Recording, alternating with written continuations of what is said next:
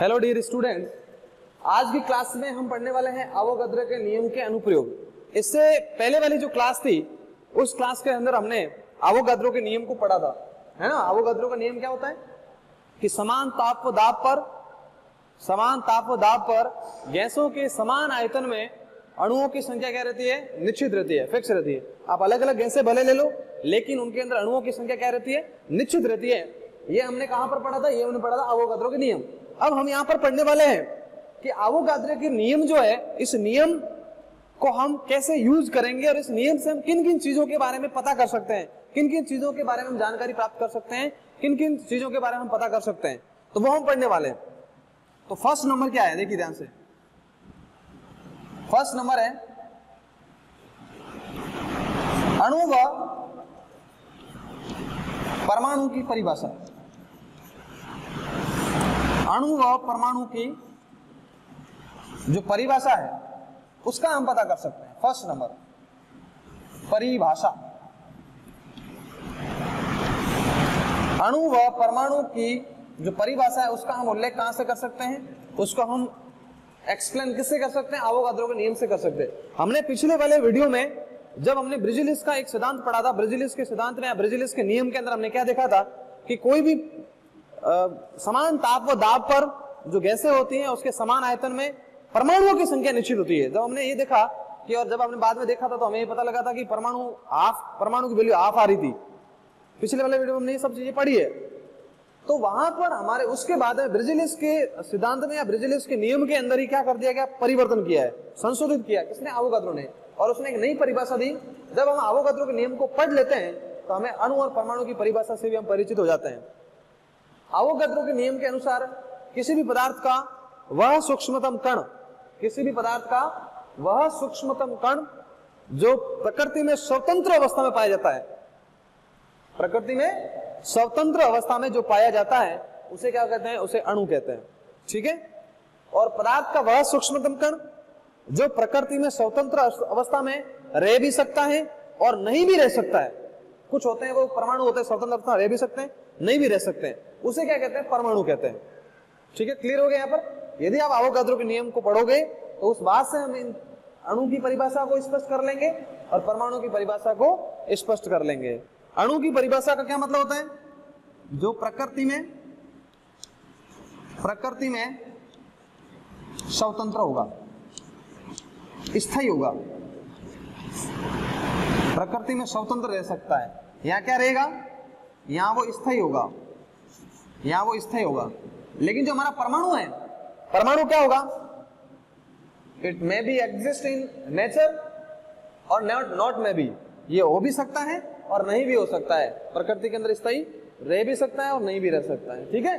तो ये हमारे पास में पहला जो अवोगाद्रो की परिकल्पना का अनुप्रयोग था वो यही था कि हम परमाणु व अणु की परिभाषा का उल्लेख इससे हम कर सकते हैं। चलिए सेकंड नंबर हम पढ़ते हैं, देखिए ध्यान से। सेकंड नंबर हम पढ़ते हैं, दूसरा नंबर देखिए, और वो क्या है, गैसों की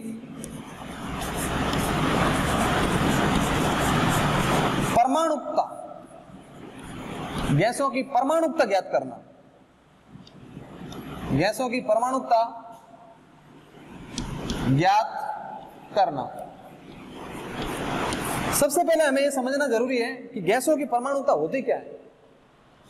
कोई भी हमारी तात्विक गैस होती है, उस गैस के एक अणु में कितने परमाणु है, किसी भी तात्विक गैस के, एलिमेंट्री गैस के एक अणु में कितने परमाणु हैं, जितने परमाणु होते हैं वो उसकी क्या कहलाती है, परमाणुकता कहलाती है। क्या कहलाती है, परमाणुकता कहलाती है। तो हम अवोगाद्रो के नियम से गैसों की परमाणुकता का भी निर्धारण कर सकते हैं, गैसों की परमाणुकता का निर्धारण भी कर सकते हैं। देखिए कैसे, जैसे मैं परमाणुकता की बात करूं, जैसे मैंने हीलियम कहा, हीलियम प्रकृति में इस रूप में पाया जाता है, तो ये क्या है, एक परमाणु के, एक परमाणु के, कैसी है ये, एक परमाणु। जैसे मैंने नियोन कहा तो ये भी क्या है, एक परमाणु के, ठीक है। जैसे मैंने कहा, क्या कहा, O2 कहा तो ये क्या है, द्विपरमाणु है। O2 कैसा है, द्विपरमाणु है। ओके, जैसे मैंने N2 कहा तो ये कैसा है, ये द्विपरमाणुक है। द्विपरमाणु क्यों है, क्योंकि 2 नाइट्रोजन के परमाणु प्रेजेंट है, यहां पर भी 2 ऑक्सीजन के परमाणु प्रेजेंट, द्विपरमाणु। इसी प्रकार से मैंने O3 कहा तो ये क्या है, ये है त्रिपरमाणु।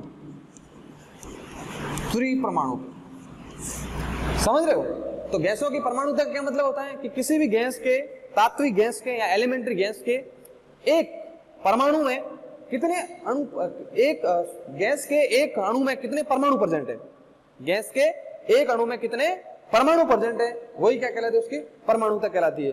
अब इस परमाणुता का जो निर्धारण है, इस परमाणुता का जो निर्धारण है, वो निर्धारण हम किससे कर सकते हैं, आवोगाद्रो के नियम से कर सकते हैं। फॉर एग्जाम्पल देखिए, एक एग्जाम्पल लेकर हम समझने की कोशिश करते हैं। तो देखिए ध्यान से, क्या, जैसे मैंने कहा, क्या ये एक हाइड्रोजन गैस है, क्या भाई, हाइड्रोजन गैस है, और ये किसके साथ क्रिया कर रही है, ये कर रही है क्लोरीन गैस के साथ में रिएक्शन कर रही है। क्लोरीन गैस के साथ रिएक्शन करती है तो हमारे पास क्या बन जाता है, हाइड्रोक्लोरिक अम्ल, हाइड्रोक्लोरिक अम्ल बनता है। हाइड्रोजन जब क्लोरीन के साथ क्रिया करते हैं तो हाइड्रोक्लोरिक अम्ल बनता है। ये हमने पिछले वाले वीडियो में भी पढ़े थे और हमने ये देखा था, प्रयोगों द्वारा एक चीज स्पष्ट हो चुकी है, प्रयोगों से क्या स्पष्ट हो चुकी है कि इसका एक आयतन आता है, ओके, और इसका भी क्या आता है, एक आयतन आता है, और इसका कितने आयतन बनते हैं, 2 आयतन इसके बनते हैं। ये प्रयोग से बात स्पष्ट हो चुकी है। क्या स्पष्ट हो चुकी है कि जब एक आयतन हाइड्रोजन एक आयतन क्लोरीन के साथ क्रिया करता है तो इसके 2 आयतन बनाते हैं। और हमने क्या देखा, आवोगाद्रो के नियम के अनुसार क्योंकि आयतन निश्चित होगा किसी भी गैस का तो उनके अंदर परमाणुओं की संख्या क्या रहेगी, निश्चित रहेगी। अब यदि हम मान लें कि एक आयतन बराबर n अणु मान लें, क्या मान लें, n अणु, एक आयतन बराबर n अणु, तो क्या हो जाएगा, ये n अणु हो जाएंगे, है ना। इसका भी एक ही आयतन है तो इसमें जितने अणु होंगे उतने उसमें होंगे। ये किसने बताया, आवोगाद्रो ने बताया। आवोगाद्रो के अनुसार, आवोगाद्रो के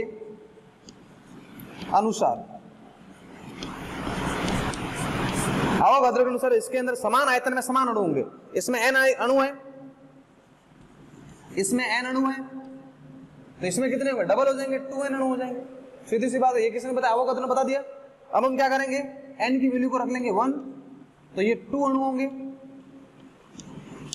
ये कितने हो गए, ये हो गए 2 अणु, ये 1 अणु हो गए, ये हो गया 1 अणु, तो ये भी क्या हुआ, ये हमारा हुआ 1 अणु, क्या हुआ, 1 अणु।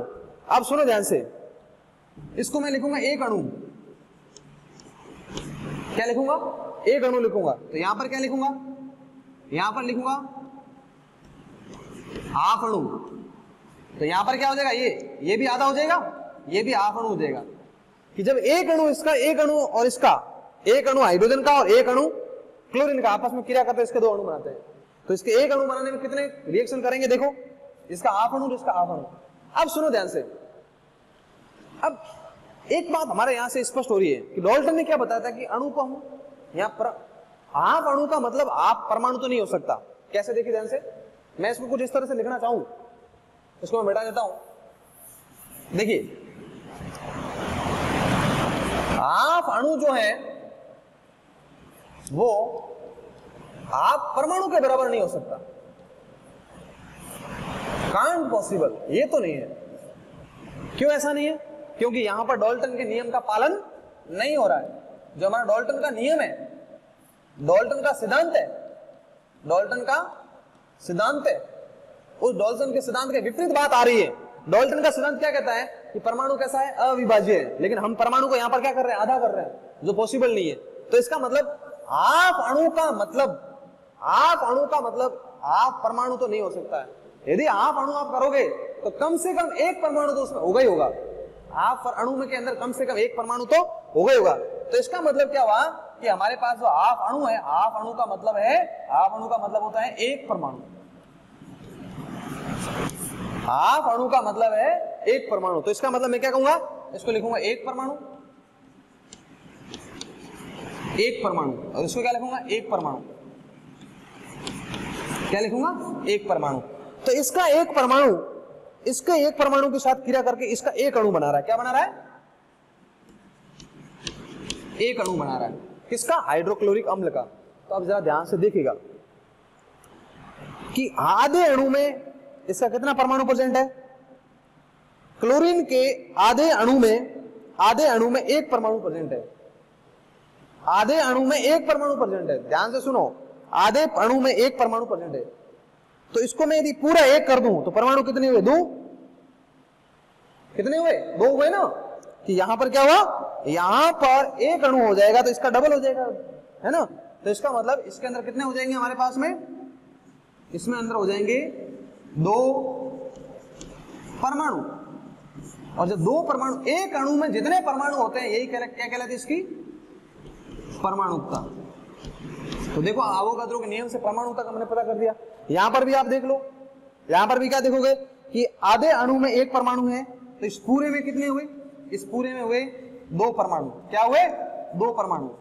जब ये दो परमाणु हो गए इसका मतलब क्या हुआ, जब ये दो परमाणु हो गए इसका मतलब ये होता है कि एक अणु में दो परमाणु हैं, तो ये भी इसकी क्या है, परमाणुकता है। तो इस पूरे एक्सपेरिमेंट से हमें क्या पता लगा है, हमने क्या देखा है कि जब हाइड्रोजन और क्लोरीन आपस में क्रिया करती है तो हाइड्रोक्लोरिक अम्ल बनता है। और प्रयोग द्वारा एक बात स्पष्ट है कि एक इसका एक आयतन है और इसका कितना आयतन है, इसका एक आयतन है, इसका एक आयतन, इसके दो आयतन बनाता है। यदि हमने कहा कि अवोगाद्रो का नियम ये कहता है कि समान आयतन में अणुओं की संख्या क्या होती है, निश्चित होती है, तो हमने कहा कि एक आयतन में n अणु मान लो, तो हमने एक में n माना तो दो में कितने होंगे, दो n, एक में n हो गया, इसमें भी बराबर होंगे ना, भले गैस अलग अलग हो लेकिन ताप, दाब और आयतन क्या समान है, तो उसके अंदर अणुओं की संख्या भी क्या रहेगी, समान रहेगी। इसमें n अणु है, इसमें भी n अणु है, तो ये कितने हो गए, 2n अणु हो गए हमारे पास में, ठीक है। अब हमने क्या कर दिया, n की वैल्यू को 1 माना, तो ये n की वैल्यू 1 तो 2 अणु हो गए, ये कितने हो गए, 1 अणु हो गया, और ये 1 अणु हो गया। अब हमने क्या कहा कि भाई इसको हम आधा कर लेंगे, आधा करिए तो कितना, 1 अणु हो गया, और 1 अणु हो गया तो ये कितना हो गया, आधा अणु और ये आधा अणु। और फिर इस बात, और डाल्टन का सिद्धांत जो है, डाल्टन के सिद्धांत के अनुसार हाफ अणु का मतलब हाफ परमाणु तो नहीं हो सकता, क्योंकि हाफ परमाणु करोगे तो इसका मतलब क्या हुआ कि आपका परमाणु आधा हो गया, और जो पॉसिबल नहीं है डाल्टन के सिद्धांत के अनुसार। तो इसका मतलब हाफ अणु का मतलब ये होता है, हाफ अणु का मतलब ये होता है कि कम से कम एक परमाणु, तो एक परमाणु है, तो हाफ अणु का मतलब क्या हुआ, एक परमाणु, और यहाँ पर हाफ अणु का मतलब क्या हुआ, एक परमाणु। तो इसका एक परमाणु, इसका एक परमाणु आपस में क्रिया करके इसका एक अणु बना रहे हैं, ठीक है। तो अब देखो इसकी आपको क्लोरीन की क्या निकालनी, परमाणुकता निकालनी है, तो क्लोरीन की आप परमाणुकता आराम से निकाल सकते हो। कैसे कि हाफ अणु में एक परमाणु, तो उसके पूरे अणु में कितने हुए, तो दो हुए, तो दो इसकी परमाणुकता होगी क्लोरीन की, क्लोरीन गैस की क्या होगी, परमाणुकता होगी दो। अब यहाँ पर देखिए ध्यान से, हाफ अणु के अंदर कितना है, एक परमाणु है, तो एक पूरे परमाणु में कितने होंगे, दो होंगे, तो दो इस H2 की क्या हुई, परमाणुकता हुई। हाइड्रोजन की क्या होती है, हाइड्रोजन का H2 ऐसे लिखते हैं ना, द्वि परमाणु है कि नहीं, क्लोरीन को आप कैसे Cl2 लिखते हैं ना, ये देखो द्वि परमाणु का, ठीक है।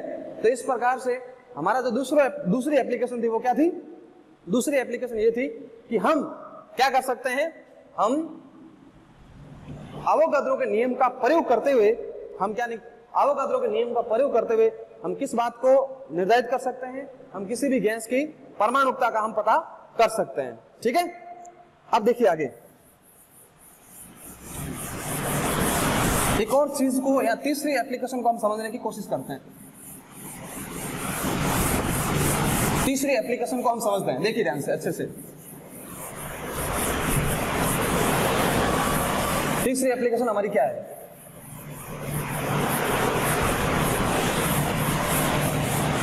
वो इंपॉर्टेंट है काफी। तीसरी एप्लीकेशन क्या है, गैसों के वाष्प घनत्व, गैसों के वाष्प घनत्व व अणुभार के मध्य संबंध, अणुभार के मध्य संबंध। और वो संबंध पता क्या होता है, गैसों के अणुभार और वाष्प घनत्व के मध्य संबंध क्या होता है वो देखिए ध्यान से। जो हमारा अणुभार होता है, वो अणुभार क्या होता है? वाष्प घनत्व का अणुभार जो होता है 2 टाइम वाष्प घनत्व होता है।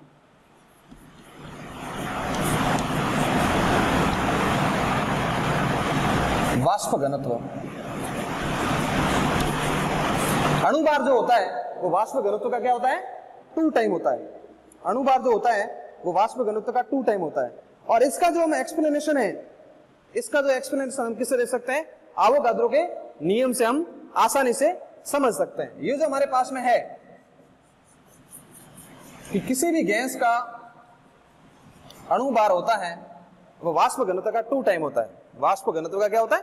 2 टाइम होता है। तो इस बात, ये जो हमने लिखा है, क्या लिखा? फॉर्मूला लिखा है। इस फॉर्मूले का एक्सप्लेनेशन भी, इस फॉर्मूले का सिद्ध भी हम किससे कर सकते हैं? हम आवोगाद्रो के नियम से सिद्ध आसानी से कर सकते हैं। तो देखिए किस प्रकार से हमें सिद्ध करना है वो अपन देखते हैं। देखिए ध्यान से,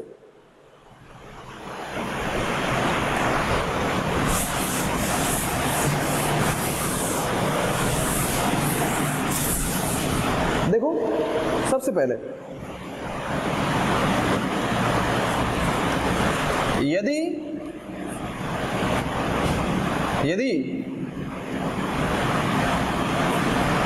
एसटीपी और एनटीपी, क्या होता है एसटीपी और एनटीपी? एसटीपी का मतलब होता है स्टैंडर्ड टेम्परेचर और प्रेशर, और एनटीपी का मतलब होता है नॉर्मल टेम्परेचर और प्रेशर, मानक ताप व दाब और सामान्य ताप व दाब, ताप पर। ठीक है? जो अणुभार होता है, किसी भी गैस का जो अणुभार होता है, वो अणुभार क्या होता है? गैस के अणु का द्रव्यमान बटे हाइड्रोजन परमाणु का द्रव्यमान। ये बात हम जानते हैं अच्छे से। यदि हाइड्रोजन के परमाणु का द्रव्यमान 1 मान ले, हाइड्रोजन का द्रव्यमान कितना मान ले? 1 मान ले। क्या? यदि हाइड्रोजन का द्रव्यमान कितना मान ले? 1 मान ले, तो किसी गैस का जो अणु का द्रव्यमान होता है वही उसका क्या कहलाता है? अणुभार कहलाता है। क्या कहलाता है? अणुभार कहलाता है। क्या कहलाता है? अणुभार कहलाता है। ये हमें जनरल पहले से ही पता है कि जैसे आपने क्या कर दिया, आपने क्या लिया? Cl2 लिया, Cl2 का यहाँ पर अणुभार रख लो। Cl2 गैस का आप अणुभार रखोगे तो उस अणुभार में किसको डिवाइड कर लोगे? 1 से डिवाइड करोगे। जब 1 से डिवाइड करोगे तो वैल्यू क्या आनी है? वही की वही वैल्यू आनी है, सेम वैल्यू आनी है ना? तो यदि हम किसी गैस के अणुभार में हाइड्रोजन के परमाणु के द्रव्यमान को डिवाइड कर लें, परमाणु का द्रव्यमान कितना? 1, उससे डिवाइड करेंगे तो वैल्यू क्या आनी है? उसका अणुभार आएगा। क्या आएगी? उसकी अणुभार आएगी। ठीक है? अब सुनिए ध्यान से, हमारा जो वाष्प घनत्व होता है, वाष्प घनत्व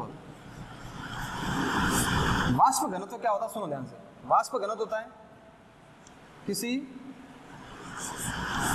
गैस के निश्चित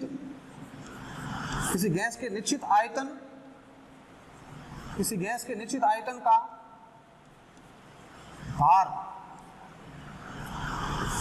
बटे हाइड्रोजन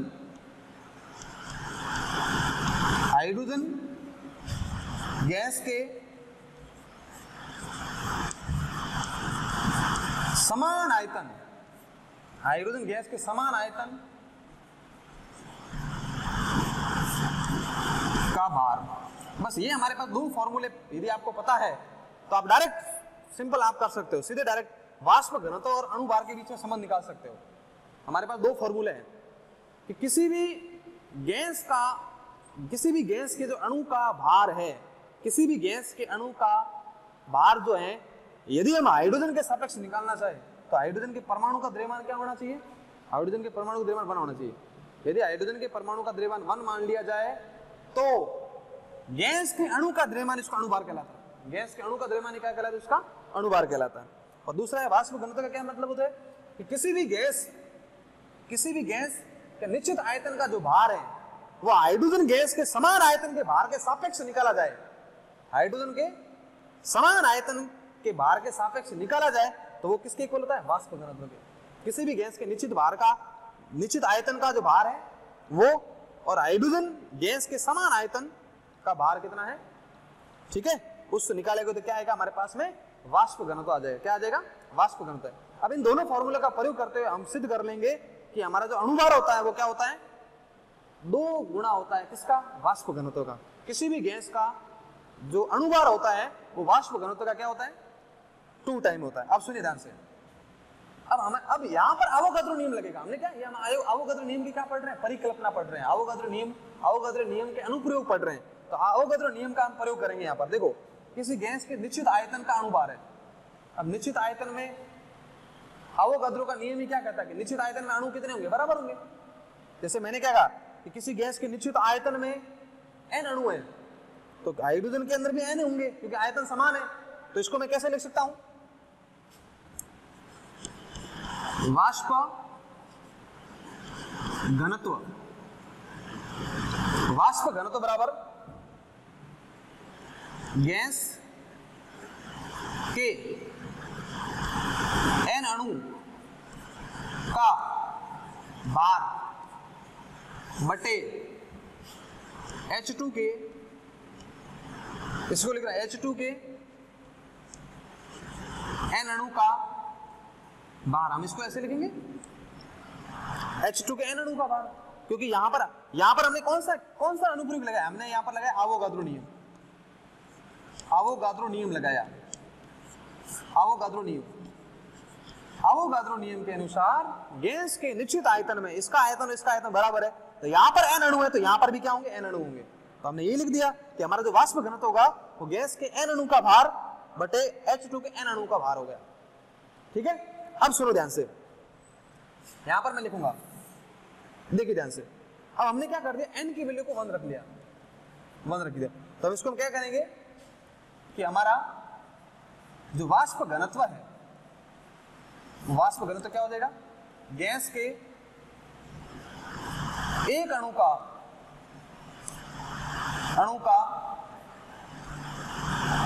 अणुभार, एक अणु का भार लिख दो केवल, बटे क्या लिखोगे? H2 के एक अणु का भार लिख दिया। ऐसा भी लिख सकते हैं n अणु का मतलब आप 10 रखोगे, यहाँ 10 अणु रखोगे तो यहाँ पर 10 रखना पड़ेगा आपको। 10 कटेंगे वापिस एक ही आना है। यहाँ 20 रखो, यहाँ 20 रखो तो यहाँ 20 रखना पड़ेगा आपको। कटेगा तो वापिस एक ही आएगा। तो गैस के एक अणु का भार बटे H2 के एक अणु का भार भी क्या कहलाता है? हमारा वाष्प घनत्व कहलाता है। अब आप सुनो ध्यान से, H2 का एक अणु, अभी हमने पढ़ा परमाणुता बराबर होता है 2 परमाणु होता है, पता है ना आपको? परमाणुता, इसकी परमाणुकता H2 के एक अणु में कितने होते हैं? 2 परमाणु होते हैं।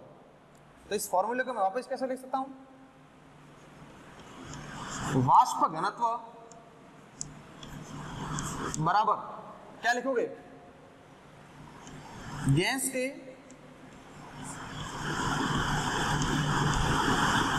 के एक अणु का भार बटे H2 के हाइड्रोजन के 2 परमाणु का भार, 2 परमाणु का भार, हाइड्रोजन के 2 परमाणु का भार। देखो हमने वापस क्या कर दिया कि H2 के एक अणु में कितने होते हैं? 2 परमाणु। तो H2 के 2 परमाणु का भार होगा क्योंकि एक अणु में 2 परमाणु होते हैं। ठीक है, तो अब सुनो ध्यान से, इसको हम कैसे लिख सकते हैं? अगेन वापस देखिएगा, आगे इसको सॉल्व करने की कोशिश करते हैं। यहां से वापस फॉर्मूला है, देखो ध्यान से क्या हो जाएगा। इसको हम ऐसे लिख सकते हैं क्या? वाष्प घनत्व बराबर क्या लिखोगे? गैस के एक अणु का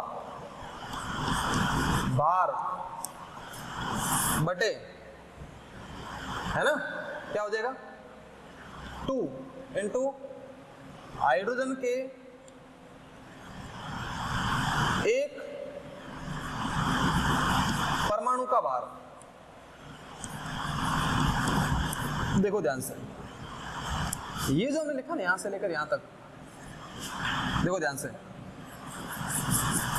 ये वाला ये किसके इक्वल है, अणु भार के इक्वल है कि नहीं। पहले सबसे पहले हमने यहाँ फॉर्मूला लिखा था कि गैस के एक अणु का भार जो होता है उसके अंदर H2 के एक परमाणु को डिवाइड कर दोगे तो वो क्या कहलाता है, वो उसका अणु भार कहलाता है। क्या कहलाता है, अणु भार कहलाता है। क्या कहलाता है, अणु भार कहलाता है। तो हम इसको कैसे लिखेंगे, वाष्प घनत्व बराबर इस पूरे को हम कहेंगे अणु भार। क्या कहेंगे, अणु भार। अणु भार बटे 2 हो जाएगा। अब देख लो फॉर्मूला हमारे पास आ गया कि अणु भार ये इधर चला जाएगा तो 2 इंटू क्या हुआ, वाष्प घनत्व हुआ। 2 इंटू वाष्प घनत्व हुआ। अणु भार क्या हुआ हमारा, 2 इंटू वाष्प घनत्व हो गया। ये हमारा एक सिद्ध हो गया।